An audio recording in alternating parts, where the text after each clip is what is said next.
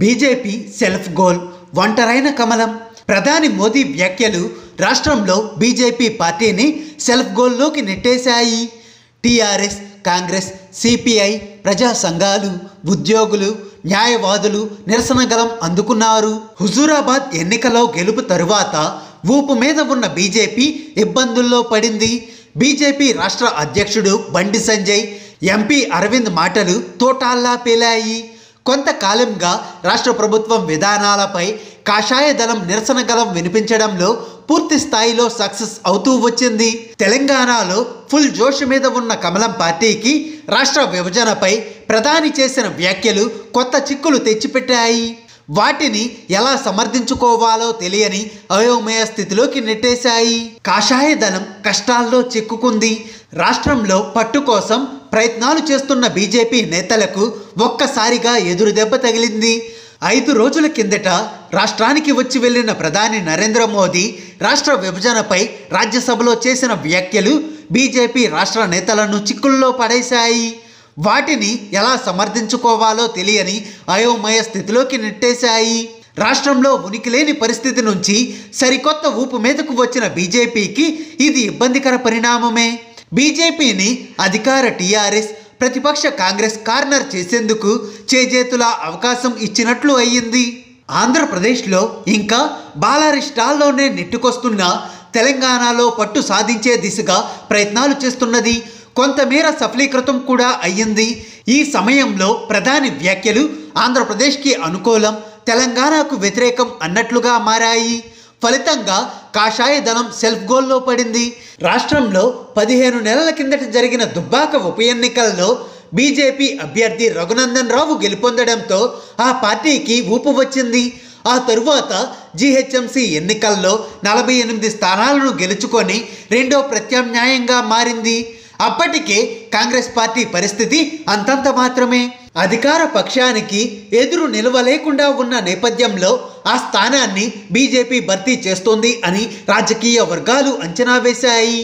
నాగార్జునసాగర్ ఉప ఎన్నికల్లో ఘోర వైఫల్యం మూటగట్టుకున్న హుజూరాబాద్ ఉప ఎన్నిక మళ్ళీ ఊపిరిపోసింది. ఫలితంగా కాషాయ దళం స్పీడ్ అందుకుంది. రాష్ట్ర ప్రభుత్వ విధానాలను ఎప్పటికప్పుడు ఎండగట్టడంలో బీజేపీ నేతలు ముందున్నారు. ప్రధానంగా పార్టీ రాష్ట్ర అధ్యక్షుడు బండి సంజయ్, ఎంపీ అరవింద్ మాటల తోటాలు పేల్చారు.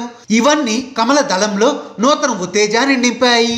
ప్రభుత్వ వైఫల్యాలను ప్రజల ముందుకు తీసుకు వెళ్లేందుకు ప్రయత్నించారు. బండి సంజయ్ పాదయాత్ర కూడా కలిసి వచ్చింది.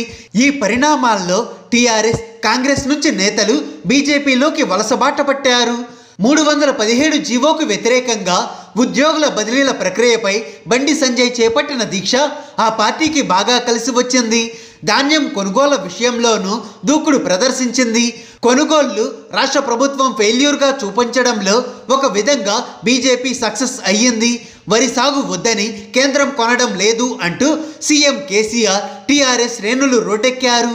అయినప్పటికీ ధాన్యం కొనాల్సింది రాష్ట్రమే అనే అంశాన్ని గ్రామాల్లోకి తీసుకువెళ్లిన కాషాయ దళం టీఆర్ఎస్ను దోషిగా చూపించింది.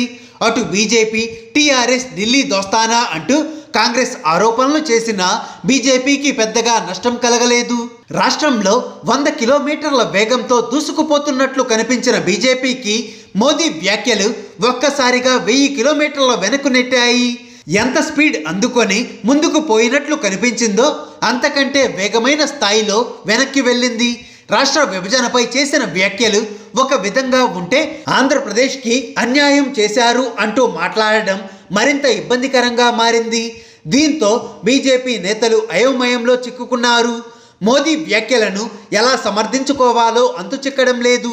ఏది మాట్లాడినా అది వ్యతిరేకమై తిరిగి ఆ పార్టీకే అపవాదు తెస్తున్నది. ఈ అంశంపై రాష్ట్రంలో ఒక్కసారిగా పరిస్థితి హీటెక్కింది.